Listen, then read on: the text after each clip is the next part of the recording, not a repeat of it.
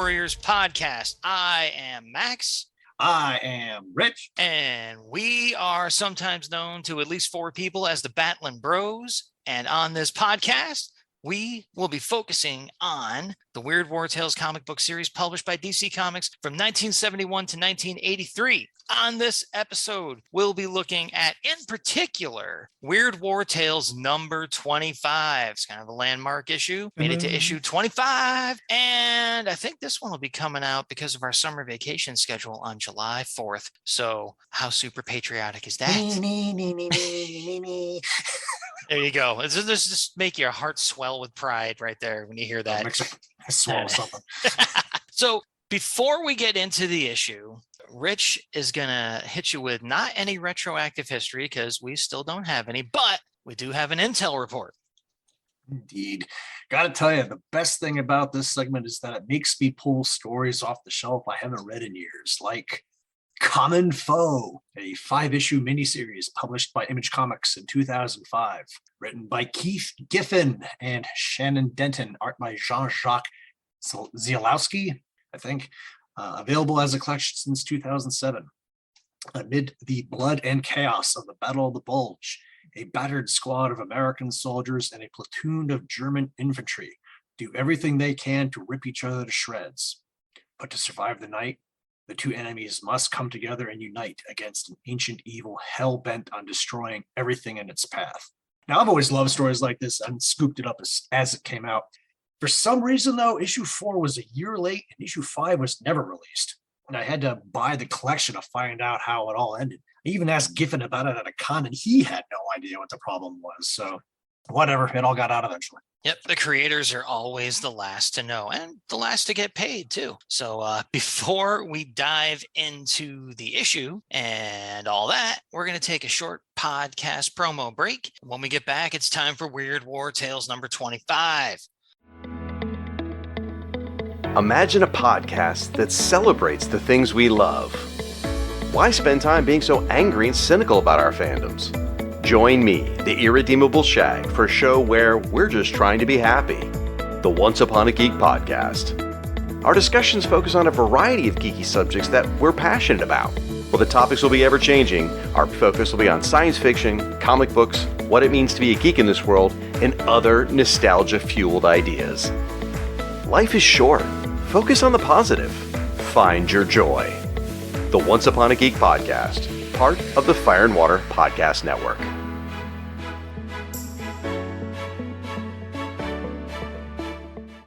And we are back, and we're taking a look at, as we mentioned a few times, Weird War Tales number 25. And Rich, as his SOP here on the show, is going to hit you with the cover detail. Cover detail, Luis Dominguez, of course. 20 cents, of course. The red and white Weird War Tales sits on a black background at the top third of the cover. A 19th century French soldier sits against a tree, sketching the battlefield before him. At least 5 of his comrades lie dead around him. One is draped over a smoking cannon, and another clutches a sword. The eyes of 2 of the dead are still open. The sky and clouds are pink in the distance as the day ends, casting more bodies in the distance into shadow.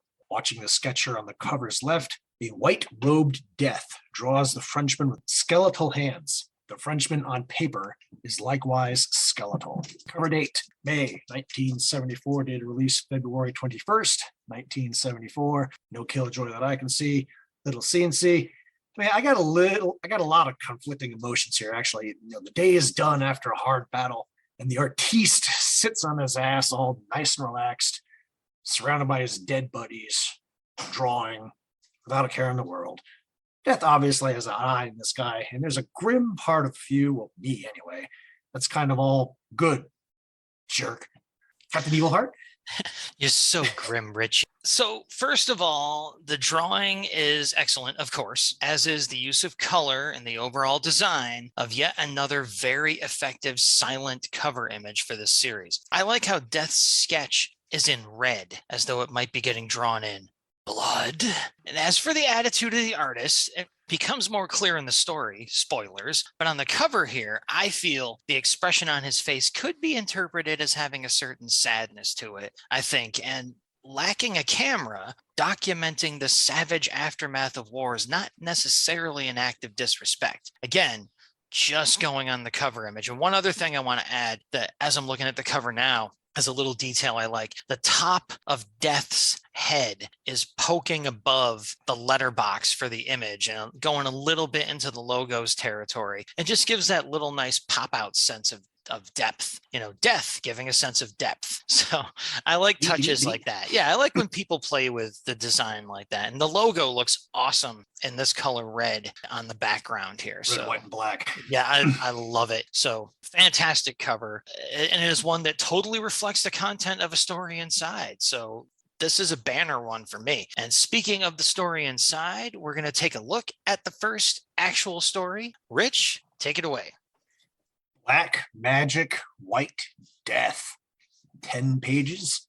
Script by George Kashdan. Art by Alfredo Alcala. All hail. Synopsis. As we've already said, it's the cover story. French soldiers are overwhelmed by an attack by Haitian natives and are forced to retreat. After the battle, Marcel shows his buddy Jacques some of the magnificent drawings he's done as the wounded and dead around him are taken care of. One of their sergeants chew them out for having nothing better to do than to draw pictures while their comrades lie dead all around. Marcel doesn't even look up from his pad as he replies, "We were not ordered to gather the dead, and they are no comrades of ours. We are artistes, not soldiers. We did not ask to come here. We were drafted and forced to come here by our little emperor. If we are still alive when our tour of duty is over, our drawings will show the French people how stupid and evil is this war." They collect their things and walk away from the sergeants. Marcel and Jacques are inseparable and had been living together when conscripted. Entering the jungle, a native named Kwame sees them and signals to Jacques. The two of them have a whispered conversation away from Marcel, who worries about Jacques consorting with the natives. He doesn't trust Kwame. Jacques had been given permission to witness a secret voodoo ceremony that night by the high priest, but he had to decline because they were on a night patrol that evening. Later, that same patrol is ambushed by the Haitians. Marcel doesn't want to fight and frantically looks for Jacques and sees him goes down with a spear in his shoulder. Trying to protect Jacques, Marcel doesn't see the native run up behind him and ram a knife into his back. Badly wounded, he hauls Jacques to safety before passing out.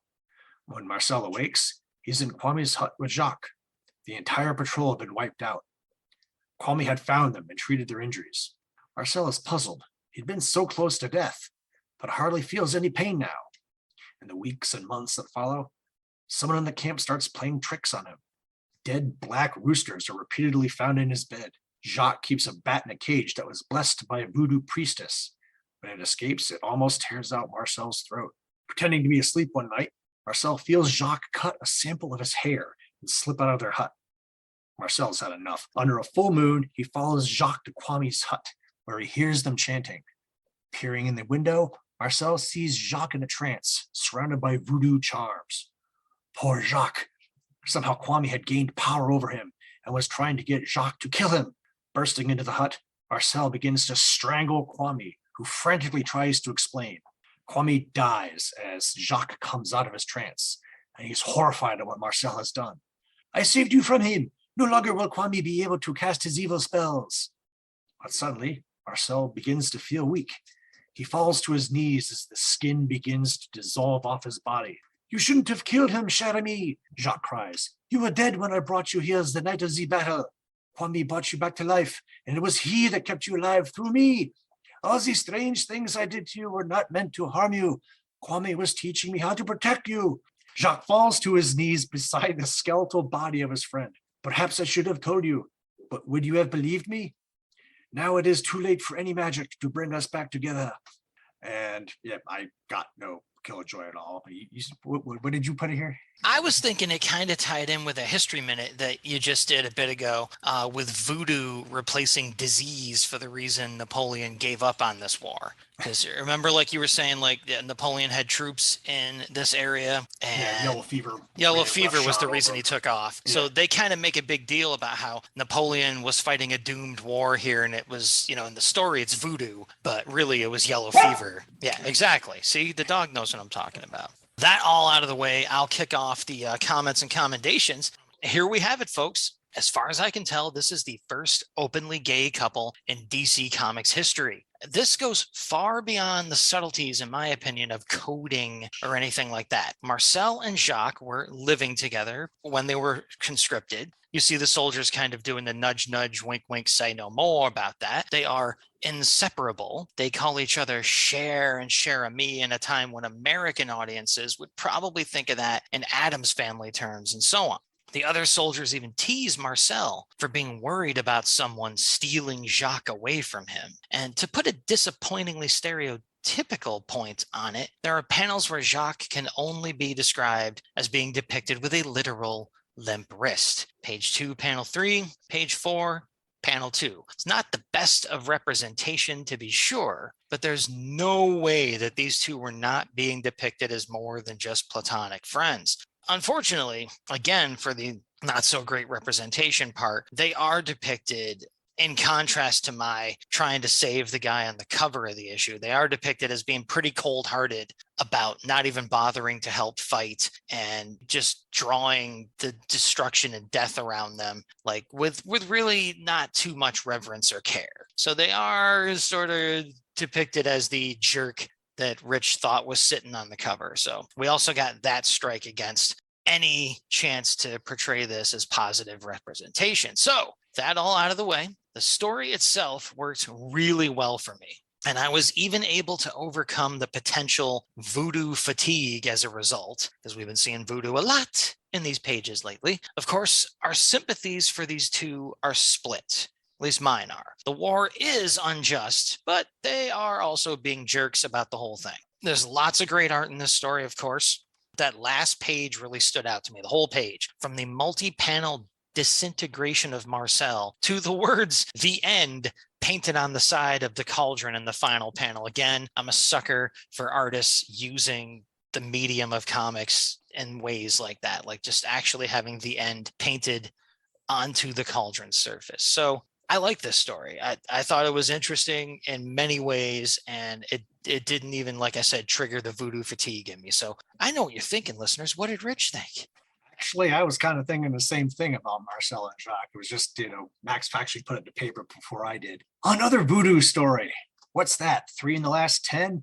The 70s. Where's the quicksand? I give Cash Dan credit here for actually using appropriate French phrases in the dialogue, although the Z used for the gets old and stereotypical. Marcel's death reminds me a bit of a few like scenes at the end of a couple of Indiana Jones movies. The Vietnam War was still so close in the rearview mirror that Saigon hadn't fallen yet. So I also have to wonder if Cash Dan isn't firing a not so subtle shot with some of Marcel's early dialogue. My favorite panel has to be the first one of the Haitians and French locked in close combat in the tall grass. Alcala's ghostly narrator, comical counterpoint, almost carries the page on his own, wearing a French uniform with WW on his hat. We discussed this from issue 19. He's holding a sad Napoleon voodoo doll with needles stuck in it, complete with a cap with an N on it. Foolish humans, I collect you all in the end. Yeah, just the cartooning on that figure at the end was fantastic, where everything you said, like the WW, the N, the little voodoo doll. Again, I like it when the artists are having fun and are willing to just be a little playful in a book about death and war and horror, so I love that touch. So people, I failed to commend Rich on his absolutely perfect French accent in that synopsis. I'm sure you all agree. So anyway, first story is over. We both dug it. And before we get to the second story, we run into, in this book, an early appearance of the letters page, our APO Weird War Tales section. Yeah, lots of hate for issue 20 here. John Elliott from New York, New York gets my nod. Dear Joe, wow, what a strange cover Weird War number 20 had. Those strange zombie types and skeleton hands up against a dynamic dawn sky. Sheesh, who colors those things anyway? Death Watch was trite. Neither the script nor the art showed any sort of originality. It was one of the worst jobs that Jack Olick has done for any of your weird mags. And even on a good day, Don Perlin is no super talent. Yeah, see, you don't talk bad about Don Perlin in front of the dogs, all right? Operation Voodoo, on the other hand, was a very good story. It used Weird War's best gimmick, the use of strange places and times. Drake did a nice job on the script, and Alcala's art is always a pleasure to look at. Death is a Green Man was an old plot, but well handled. I loved the roster board on page 5 with all the names of our favorite DC staffers. It's little touches like this that make comics fun. The bit with penicillin was great. The best of all, realistic. Well, over in the letters column, I'd like to take issue with your policy of symbolic covers. This issue's cover was only slightly symbolic, and it worked very well. Please try to incorporate some elements of the stories in the issue into the cover. All in all, a fairly nice issue. Keep them coming. And Joe wrote back, the coloring on all DC covers is handled by either Tatiana Wood or Jack Adler, our 2 Shazam award-winning colorists. Weird War Tales number 20's cover was colored by Tatiana, who gets our Rainbow Cluster Award for pleasing you with it. Oh, isn't that special? Yeah, that little bit about the DC staffers, totally missed it. There's a photo of the flight board in the album. Alcala's name is partially hidden by the wing of the Spitfire model, so maybe I can be excused. Yeah, it's the kind of thing I normally catch, so I'm pretty embarrassed by that. I'll have to go back and check it out.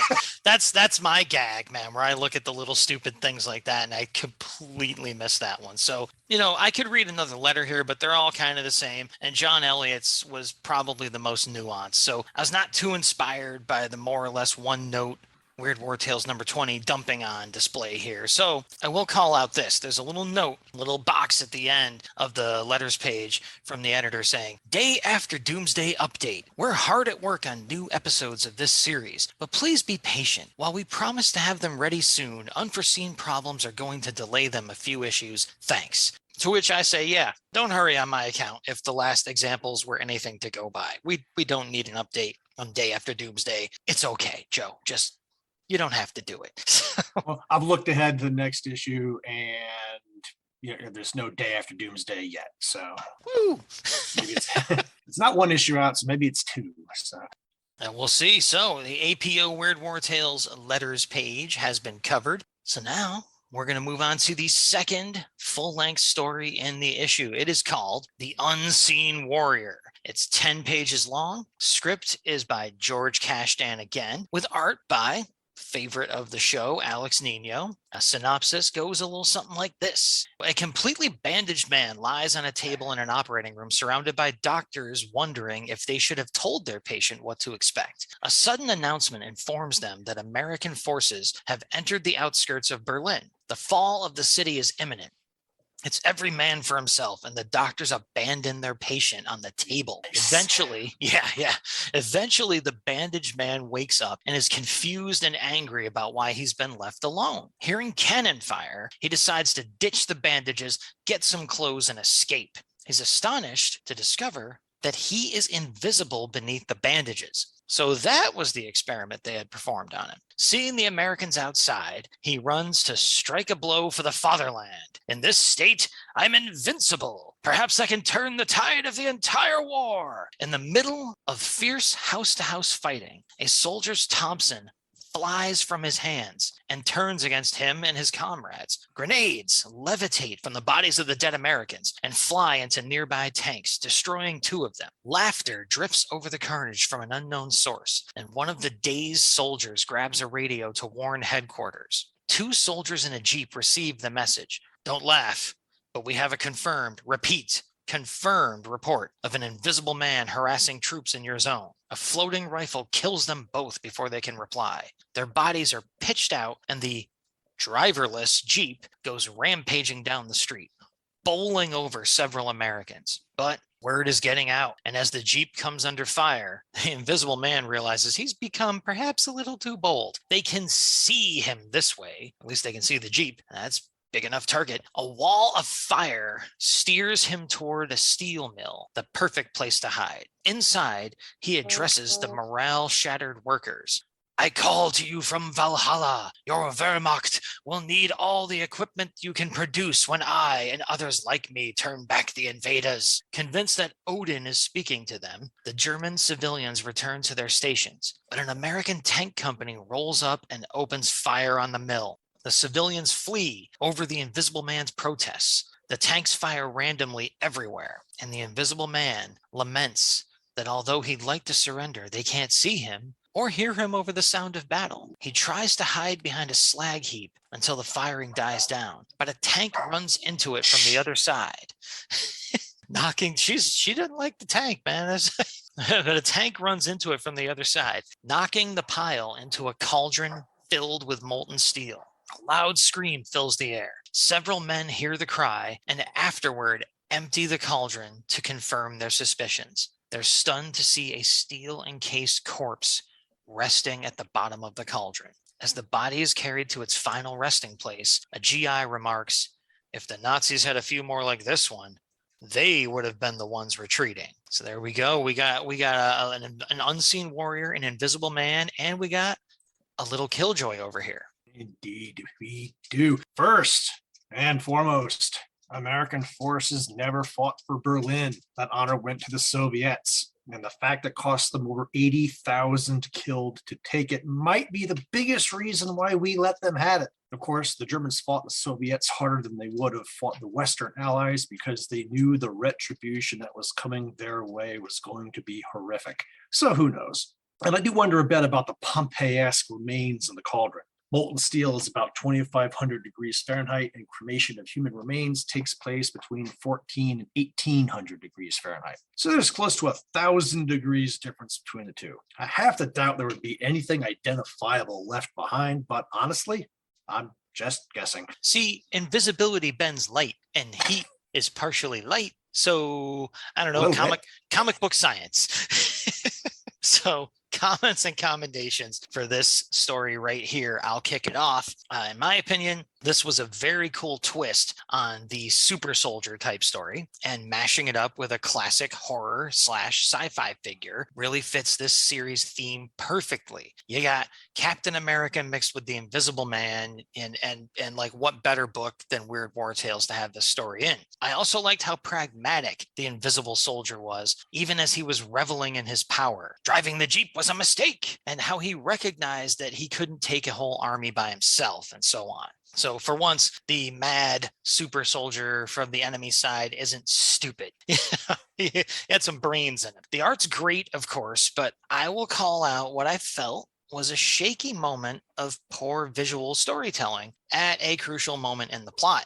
The transition of the slag heap into the cauldron with the unseen soldier hiding inside of it relied far more on the dialogue to explain what was happening than it should have. Or so I thought. And I kept looking at it a few times, and I'm like, it's not just me. Nino has kind of a sketchy style, and for the most part, I love it. But sometimes you got to dial in the clarity. So I was able to figure out what went on, of course, but it was mostly the writers helping me out. So for my spotlights, I'm going to cheat and pick two panels that stood out as unusual stylistic choices for Nino to me. Page 4, panel 4, the soldier in the foreground with the impressive choppers looks like he has a serious case of Richard Corbin face. Like, I really thought, did Richard Corbin help draw a panel in this story? It's just such a standout to me. And then on page 6, panel 4, another soldier in another foreground has very distinct parallel horizontal lines used as part of the shading on his face that I really liked. Again, I haven't seen those kinds of things happen with Nino's art yet in this series, and I really liked him. So let's find out what Rich has to say. Cue the negative man, unknown soldier comparisons for Max and I just read the original 1897 The Invisible Man novel by H.G. Wells earlier this year. So this was actually a timely story. Some great imagery of floating weapons turning on their owners. My favorite panels are on page 3, when he's taking the bandages off and he discovers he's invisible. The floating head ones are especially cool. In this state, I'm invincible. Oh, you so aren't, pal, as we found out.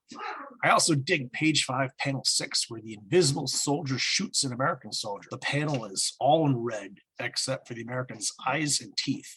Is it muzzle flash, blood, or a simple representation of violence? I really love that panel too. I saw that you had taken it in the script, but talk about using coloring for a special effect, and again, using the comics medium in ways that, you know, film generally doesn't. I like that one too. And I thought for a minute the guy was going to run around with his head still wrapped in bandages, and I'm like, well, this is going to be a short story. He's going to see this head coming at him. But yeah, I think second story out of the way here. Again, really good one. The art, everything, just really fun and like fitting this series theme to a T. So let's see if we can keep it going, this little winning streak we have here with this issue's spotlighted ads. Here's a hint, folks. It does. It totally does. I go to the well for a third time because these toys are so freaking cool. Step aside, Jack Sparrow. Walt Disney's Haunted Mansion. Zap Action scene kits from MPC have arrived in another double-page centerfold. Great new scene kits with Zap Action, Walt Disney's Haunted Mansion.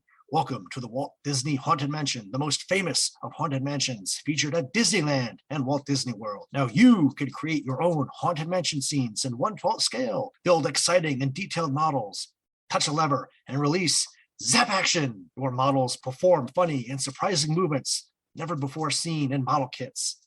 Play it again, Sam. A magnificent model scene with double Zap Action. It's the famous Disney organist, ready to fill the mansion with a haunting refrain. Zap Action! His hands come down on the keys and double Zap Action! Up pops the long-lost mummy. Grave robber's reward.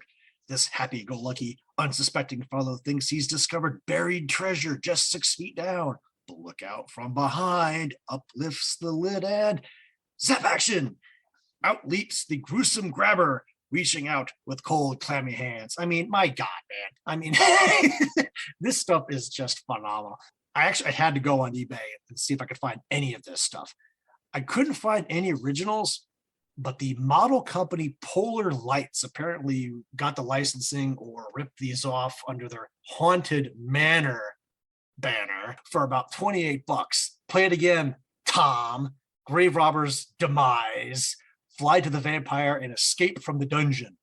They glow in the dark too. Ooh! But honestly, they don't look half bad. Yeah, man, I'll take sketchy ripoffs if they're, new and functional and not $300. It's fine with me.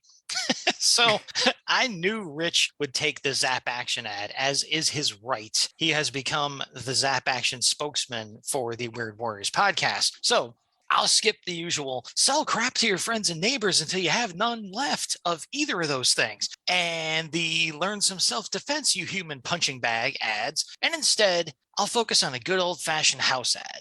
In between pages 4 and 5 of the first story, there's an ad for DC 100-page specials. I got my hands on many of these at garage sales as a kid, and I was always really psyched to find one. There were always some news stories in these, but it was the older reprints that I really liked. These were comics from a bygone time, some from before my own parents were born. They had some golden age stuff in these 100-page specials. Before the days of readily available collections or online digital archive services like DC Unlimited, which I'm a member of, these things were priceless to me as a kid. And this ad in particular, what it features here, if you don't have the issue on hand, folks, it's got a 100-page special. These are 60 cents each. There was a previous series that was 50 cents each. So this is the second series of these 100-page specials. We got the With One Magic Word, Shazam, the original Captain Marvel. So they were still brave enough to put Captain Marvel on the cover, even though they had to use Shazam as the title. They were still trying to get away with it there. So good on them. We've got Superboy starring the Legion of Superheroes, a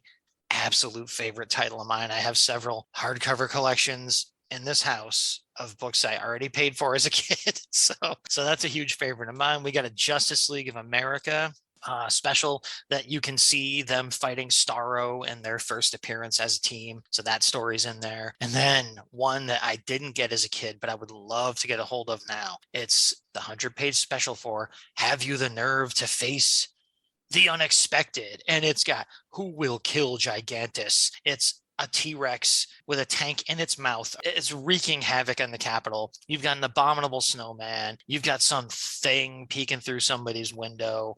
I need this book. I got to find it somehow. DC, I'm a member. Digitize this thing for me, please. So that ad was all about it for me. I love these big 100-page specials.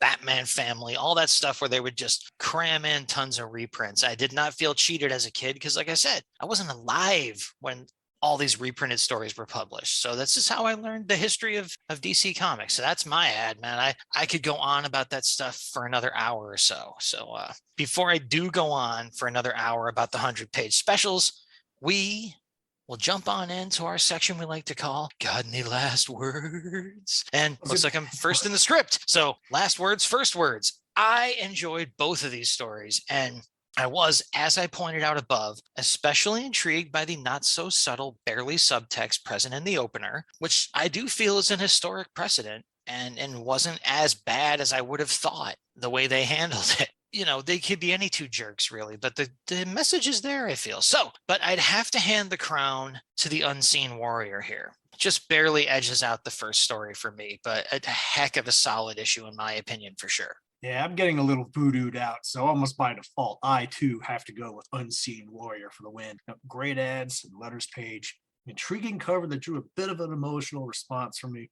This was solid. Really, like when you hit an issue like 25 or 50, like in comics, it tends to be these increments of 25, like 25, 50, 75, 100th issue, all that. You want something special or at least really good to fill that spot, and they managed to pull it off. So speaking of opinions about issues and whether they pulled it off, we're going to go over to our Dead Letter Office section where we're going to see what our listeners thought of an episode we recorded previously. First of all, though, I'm going to mention over here in the Dead Letter Office that you can mosey on over to redbubble.com. You can deploy over to redbubble.com, whatever you want to do, get yourselves over there and buy some merch. Buy some merchandise with the Weird Warriors podcast logo on it. It's Weird Warriors PX. Yeah, Weird Warriors PX. There we go. See, I would have never come up with that. See, people? Well, now they call it the Exchange. The Weird Warriors podcast exchange. So there we are. So get over there. Get our awesome logo designed and drawn by the also awesome Bill Walco. Go check him out, folks. He's got an online strip called The Hero Business, which is ending, but he does a ton of other stuff. Find him on DeviantArt. The guy has just an incredibly cool cartoony style. You'll dig it. You can see how good he is in our logo. So go to redbubble.com, buy the stuff. If we actually get any money from it, it's just going to go to our hosting services anyway. Or, Rich is going to buy diamond encrusted sunglasses or something. I don't know. So that's me. That's you. Yeah. See, that's your style, man. That's how you roll.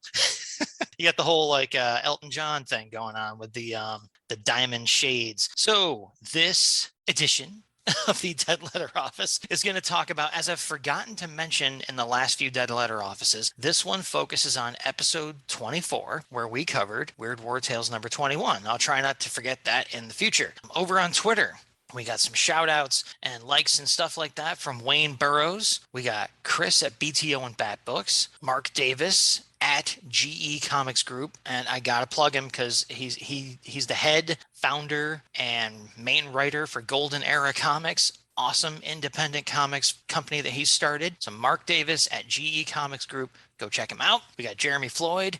We have The Telltale Mind at The Telltale Mind, who also does a really good comics and pop culture blog that I follow. The Relatively Geeky Podcast Network stopped by.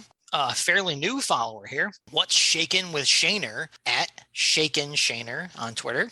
Stop by to say hey. Chris Lydon and our good buddy Doc Strange at Billy D. Licious on Twitter also stop by to say hey. Over on Facebook, home of the Weird Warriors podcast Facebook page, where Rich does a ton of work for you guys and tries to entertain you as hard as he can, and much harder than I try. So over on Facebook, it's a high bar, folks. Let's just be honest. It's a real high bar. Like, you got to stretch a whole couple of inches up there. So Facebook had visitations from such luminaries as David Steele from the Earth 2 podcast, Ken Boutillier, Luke Ed, that's Luke EDD, Michael Stewart, that's our buddy Mike Stewart from the Save for Half role-playing game podcast, which is awesome. And Mike has also written a ton of stuff for the role-playing game industry.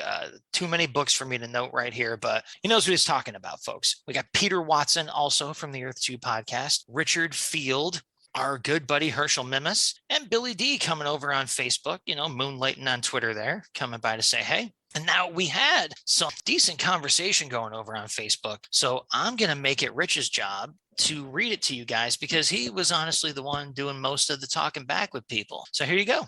Indeed. Tim DeForest reached out to us first, talking about that time travel story to kill Leonardo da Vinci. And he added some killjoys of his own. He says, another loophole to the story. Shouldn't the protagonist's pistol also have returned to the present after the 1 hour was up? An extra page of well-written technobabble to explain how time travel works in the story might have made the story seem a little more logical, but that would have meant a page of exploratory dialogue without any action. It might be a case where story logic needed to take a backseat to fast pacing. And as I already said, I responded, damn, killjoys left or right. QC is slipping early in the run. Martin Gray weighed in with great episode. I love the Frank Robbins art. It's really amazing. Tim came back at us talking about, hey, I bought Plop, though not from a comic mobile. It was a fun comic. And we just went back and forth. So Plop wasn't a flop? And he was like, I would hop when I bought my Plop. And I'm like, doo-wop. We're just going back and forth.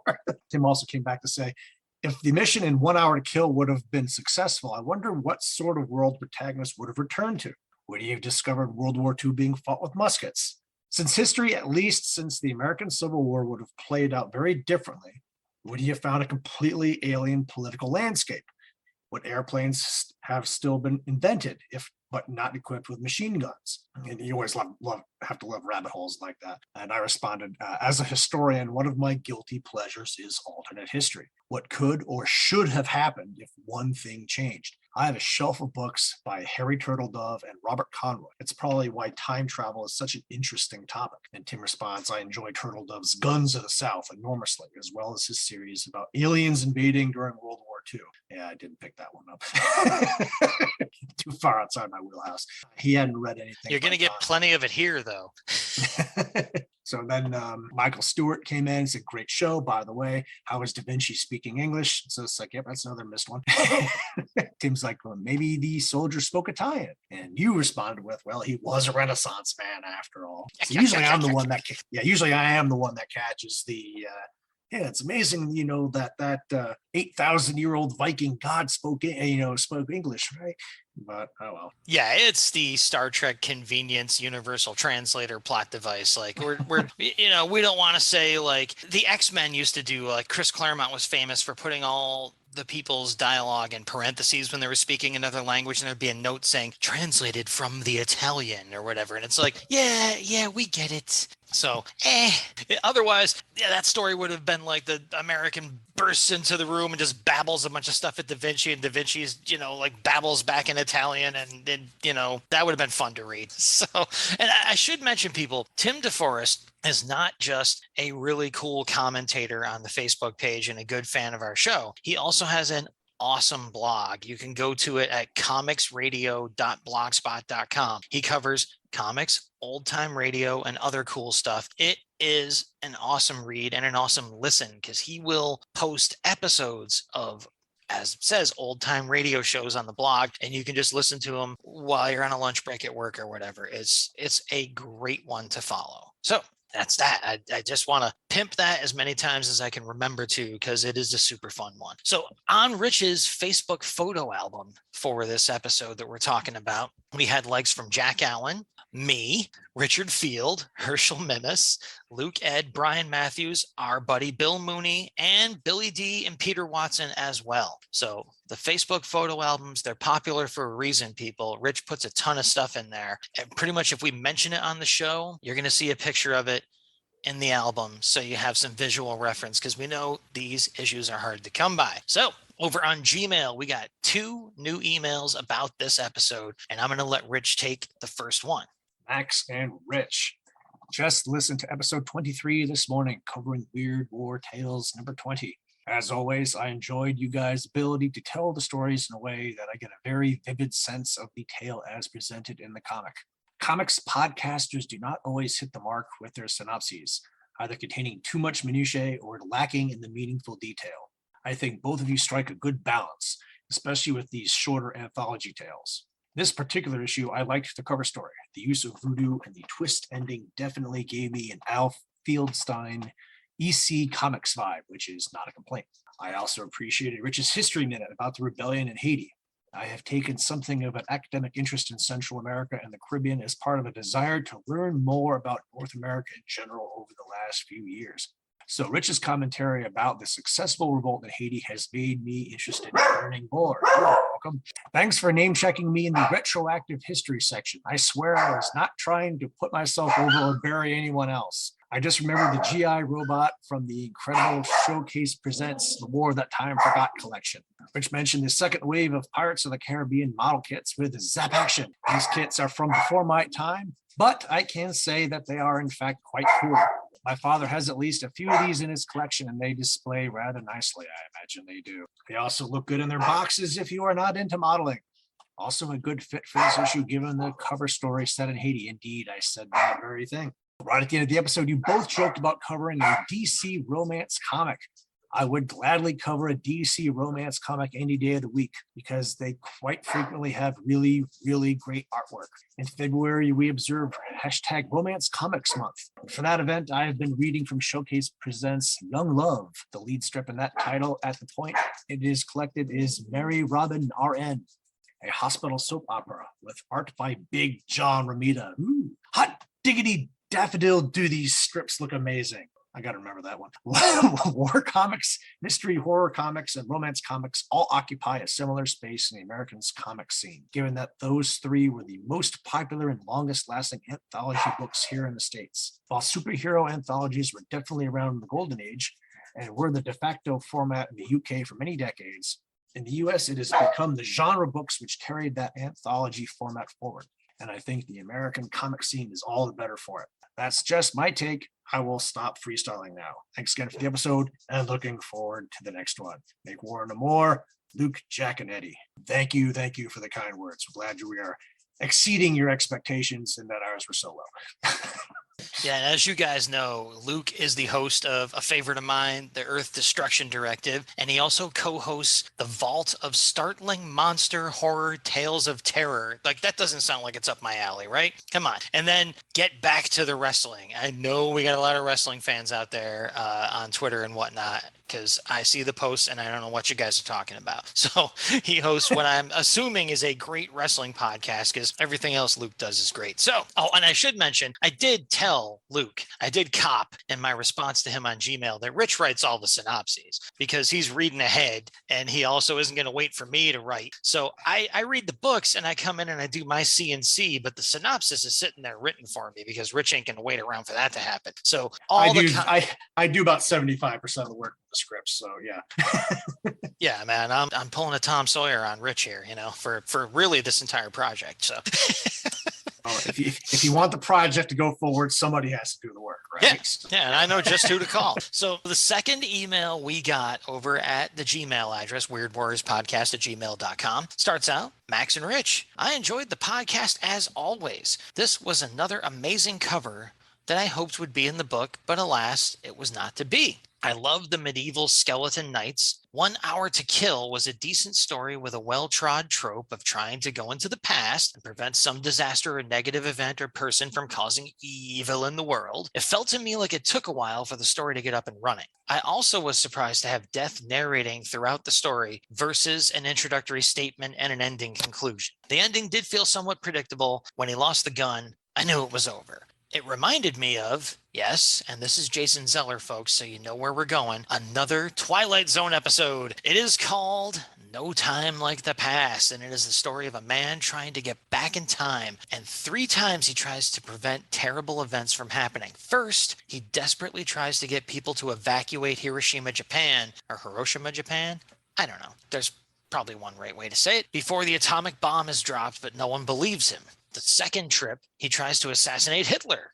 It's always on the checklist for time travelers, people, but he's interrupted. And the third trip, he tries to prevent the sinking of the Lusitania in 1915, but is again unsuccessful. Needless to say, all 3 trips result in failure, just like in this Weird War Tale story. And it makes you wonder if the past can in fact be changed, or if you become a part of the thing you are trying to prevent. And I told him, yeah, that's a very common trope, is that you can't change the past. You are just part of the past because you went back into the past. So the past you remembered happened because you were there. Just no one wrote your name down. So He says, when Death Took a Hand was my favorite of the two stories. I do like the story of someone, especially a soldier, sticking around after death to help prevent his buddies from the same fate by either helping them in battle or leading them to a safe route out of danger. Definitely a much better soldier than the previous Weird War Tales issue of the coward soldier running from the fight. I can't quite identify the issue, but the art,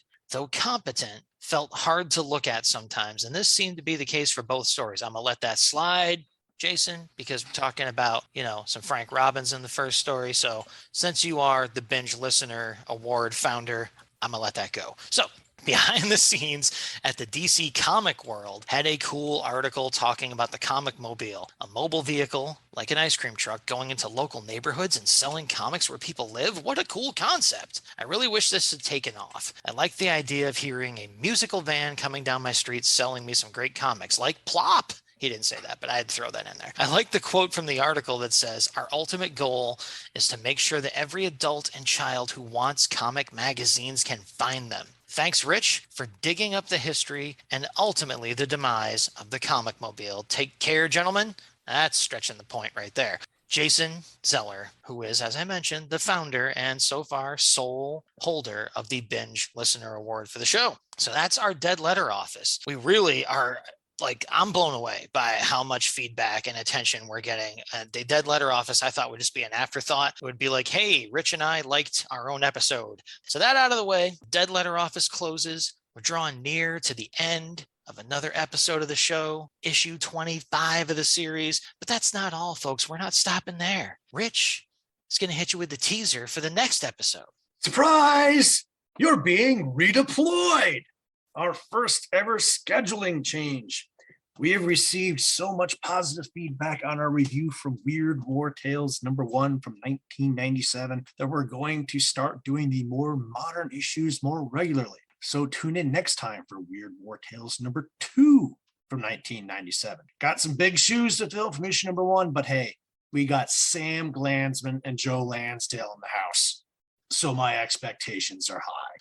Yeah, I'm thinking that won't be a letdown, and I can't wait. That's going to be such a fun one, and people love that miniseries. Even people who didn't hear about it, I think it being more modern, it touched some more recent nerves with people, just with the content and the subject matter. So it's going to be great.